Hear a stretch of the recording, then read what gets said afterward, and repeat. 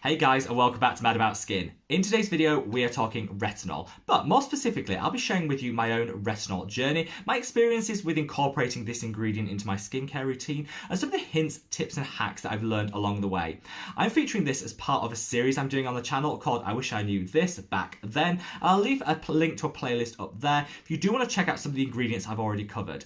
I've talked about vitamin C, azelaic acid, peptides, all of which are great ingredients for your own skincare journey and will give great benefits for your skin with just a little bit of know-how. So check those out if you haven't already. Today, however, is dedicated to retinol. Maybe you're new to retinol and you want to know a few tips of incorporating it safely into your skincare routine. Well, this will be the video for you. Or perhaps you're an established retinol user like myself and you want to learn a few hacks to maximize the benefits from whatever product you're using. Either way, sit back, relax, and let's talk all things retinol. Retinol or vitamin A derivatives are fantastic. They're often termed the gold standard ingredient for your own skincare routine. And honestly, I've seen so many benefits from my own skin from incorporating them over the past 15 years. However, they can be a little bit complicated. If done right though, you can see some great benefits from an increase in the rate of collagen production in the skin. Collagen is what gives our skin that firmness, elasticity, and snapback, all things that we can lose over time. Retinol will help us regain that collagen and regain some firmness in the skin. In doing so, it also helps tackle fine lines and wrinkles, which are often the first signs of aging. As we get older, the rate of cellular turnover in our skin also decreases. This is the rate at which our skin renews itself, and so our skin can appear a little bit lifeless, a little bit dull. However, if you incorporate retinol into your routine, it dials up that rate of cellular turnover. So again, it gives a smoothness to our skin, can help tackle hyperpigmentation and uneven skin tone. It's just an all-round amazing ingredient to incorporate. However, there are some things I think are worth knowing before you start your retinol journey. And I guess that's what I want to cut the waffle and jump straight into now. First and foremost, I'm going to call out azelaic acid. I wish I'd known azelaic acid existed before I started my own retinol journey. The reason I say this is when you first incorporate a retinol, you'll see some side effects from peeling, irritation, redness, sensitivity, all things that are just a little bit unpleasant. These side effects can last up to 8 weeks, though traditionally I think they last around 2 to 4 weeks in duration. This puts a lot of people off from reaching out for a retinol because they don't want to go through what is often termed the retinol uglies to get to the gorgeous skin on the other side. By incorporating an azelaic acid in your skincare routine before you start retinol, honestly, you can do away with a whole suite of these side effects. Azelaic acid dials back the sensitivity in our skin. It can help tackle irritation and redness, which means if you use it consistently for a month before you introduce your retinol, your skin will be so much more prepared to tackle any side effects which do come from the first introduction of that retinol. I would definitely recommend people get an azelaic acid in their life, whether they're new to retinol or an established retinol user. And I captured some of my favorites in a recent video, which I'll link up there. However, when I started my retinol journey, the one that I would have probably reached for had I have known was this. This is the A-Pad by Geek and Gorgeous. It's an azelaic acid derivative, so it's super gentle. It's really easy to incorporate into your existing skincare routine because it pairs with just about everything else. And honestly, you get so many great results from this in terms of dialing back sensitivity, irritation, and redness. It's a must before you start your retinol journey.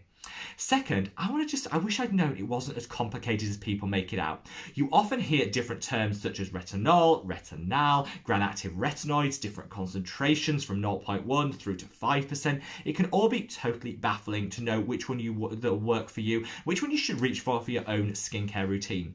I honestly wish that all over-the-counter retinol products were just sold in a low, medium, or high concentration. That would make it so much easier for those of us like myself that don't have a degree in all of this and kind of just trying to navigate our way through the skincare world.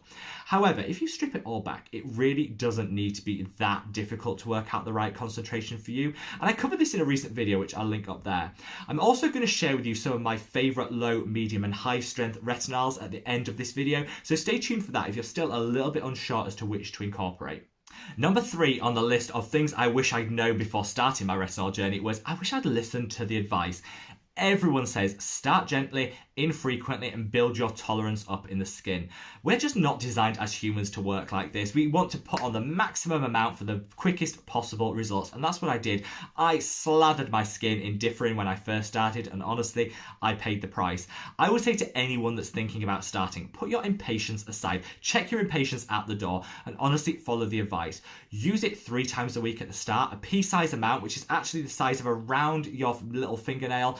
Use a pea-sized amount, spread it thinly on the skin and use it 3 times a week. Allow your skin to build up tolerance to the product before you then start increasing the frequency. Once you've got it locked down and you're using it every single night, then you can look to dial up the strength of the product if you want. But I always say start gentle. It's a marathon, not a sprint. But honestly, your skin will be so thankful if you start gently and build up your tolerance over a period of months, rather than going in like I did, hard, fast, and trying to get those quick wins. They just don't exist with retinol. You need to be in it for the long haul. Now, coming in at number 4, and things I wish I'd known before I started, was that you don't always get side effects. Now, this seems a little bit counterintuitive because I've just talked about how to dial back some of the side effects you might get. But there's a whole suite of people that don't see a huge amount of side effects when they first incorporate a vitamin A derivative.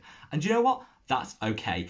Everyone's skin is unique and everyone's skin will react differently to different products. A lot of people start, as they should, on a very gentle, low level retinol, so you're not going to get the same redness, peeling and irritation as you might get with a higher strength product. So many of you guys reach out to me and say, is this product working? I've been told that I would be flaking, that I would be sore and red. I'm just not seeing these results. I feel cheated and like the product isn't working.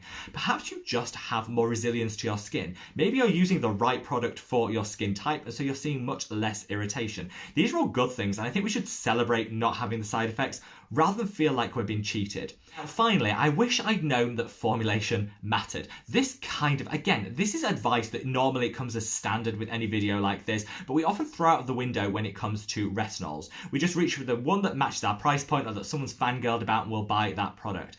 Actually, formulation matters, and matching it to your skin type is so important. I often reach for the ordinary retinols because they're the cheapest, the most inexpensive, and within my budget at the time. However, they're in a heavy oil-based formulation, so that broke me out. It didn't sink into my skin. It was all the things that were wrong. Now, I would normally never have put that style of oil product on my skin anyway, but somehow I forgot that. I forgot what my skin was telling me. I just carried on regardless because I wanted that retinol fix. You need to match the formulation of the retinol containing product you're reaching for with your skin type. There's some gorgeous creamy retinols out there that are so hydrating and great if you have very dry skin. Equally, there's some more mattifying ones that, if you suffer with excess oil, might be your go-to and give you some really great benefits and a much better finish on the skin. I guess this is a really good segue into my favourite retinols. Now, I actually did a whole bigger in-depth look at retinols and my favourite products in a recent video, which I'll link up there. This is more of a whistle-stop tour, but let's go low, medium and high. In terms of low strength, I honestly don't think there's a better product than this. This is the Inculist Retinol. It is so affordable, drugstore to its core, available internationally. It's in a gram-active base, so it's more of a prolonged release, so you don't get that instant hit of retinol which can cause that sensitivity. So gentle, the perfect beginner retinol, bar none, and I absolutely love it. This is what I wish I started my journey on, and in a way I kind of went back a few steps because whilst I got some great benefits from the retinols I used, I found that they were irritating and my skin just wasn't tolerating them. I went back a few steps, started on the Inculist Retinol and built up from there, and honestly it's been smooth sailing from that point. Love this product, love the price point, love the formulation, and it's honestly a universal, amazing beginner retinol for anyone to try. Now let's come on to the mid-strength retinols. This is kind of where it gets a little bit confusing because a lot of brands will hype up the benefits and almost make their low-strength retinols seem mid-strength. Similarly, you might see some brands with a high-strength retinol downplay the effects you might get, again, making them appear as a mid-strength retinol. One of the true mid-strength vitamin A derivatives out there is this. This is the Face Theory Regena Calm Pro Serum. I love this. They do a pro version, which is the 3% here, and they do a 2% as well. I'd reach for the 3% because there's not a whole lot of difference between the two, and I love this. This is a retinol ester, which means it's a little bit more gentle than some of the higher strength ones I'm going to come on to in a minute, but works beautifully on the skin. Definitely a step up from the Inculist that I mentioned earlier, but again, you shouldn't see too much redness, sensitivity, and irritation if you've stepped it up correctly. You've started with, say, the Inculist and worked your way up to this. It should be a reasonably smooth transition. That's what I found on my retinol journey anyway. In here you've got dill, you've got licorice, you've got vitamin C, all great for brightening the skin and tackling hyperpigmentation. So this is like a gold standard retinol if you're using it as an ingredient to tackle pigment issues and uneven texture in the skin. Such a great product, and honestly a ding ding ding holy grail that I wish I discovered sooner. Now let's come on to the high strength retinoids, and these are the two. I want to give two recommendations here. First and foremost, I'm going to call out this. This is the Geek and Gorgeous A Game. This stunning. This is a retinol, so whilst it says 0.1%, which people say that seems a lot lower percentage than the 3% you've just talked about, different formulations, different ways of encapsulating things have different results. So this is definitely on the high strength. They do a mid-strength equivalent as well, which I'd say is more, in keeping with the face theory one I just referenced, but go for the 10, which is the high strength. Such a great product. Again, this is about as creamy a formulation as I've ever discovered, so great if you have dry skin, but also didn't break me out on my oily, acne-prone skin, so I love this. You might also, if budget isn't a concern and you want to splash a little bit of cash to get a really great product, the Medicate Crystal Retinol products, some of the best in the industry. Absolutely gorgeous, and they have like steps up so you can work out from them. So transparent what is the low, medium and high strength from their range. I would totally recommend them if you just want to take the guesswork out of it and you kind of just want to reach for one and you've already got it built in with those graduated steps. Medicate are the brand for you. So there you have it, guys, my guide to retinol. What I wish I'd known back then when it came to incorporating retinol in my own skincare routine. It's certainly not been a smooth journey for me. I've suffered many periods of redness, irritation, peeling, discomfort, but I kind of think I've got it nailed. If you follow these 5 hacks that I've given you in today's video, honestly, your retinol journey will be so much smoother than it otherwise would be. And hopefully, you can learn from some of my mistakes and build up gradually rather than going in with the high strength from day one, which honestly, trust me, you'll only do once because it's a mistake you never want to repeat. Wherever you are in the world, guys, stay safe, stay well, and I look forward to seeing you in the next video. Take care. Bye.